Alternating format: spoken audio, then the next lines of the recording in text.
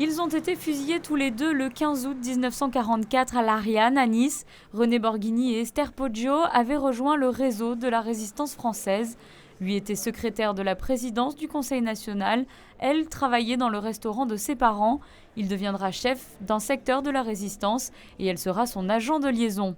Plus de 70 ans après leur mort, une cérémonie dévoilant une plaque mémorielle en leur honneur a été conjointement organisée par le gouvernement princier et le Conseil national.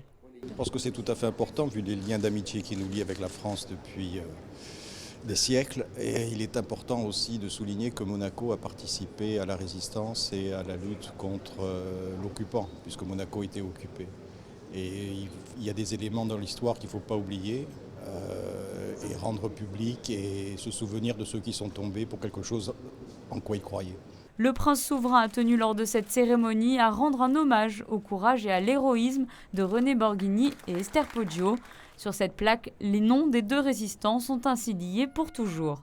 Ces deux résistants étaient indissociables dans l'hommage et c'est ce que le souverain a souhaité puisque René Borghini avait déjà été, après sa mort, célébré, peut-être pas suffisamment puisqu'il n'y avait pas de lieu de mémoire présent dans l'espace public de la principauté, mais le souverain évidemment a souhaité ne pas dissocier Esther Poggio parce qu'elle était à Monaco, parce qu'elle était son agent de liaison et parce qu'aussi ça correspond à la démarche du prince d'éclairer historiquement de façon dépassionnée cette période en disant tout simplement la vérité.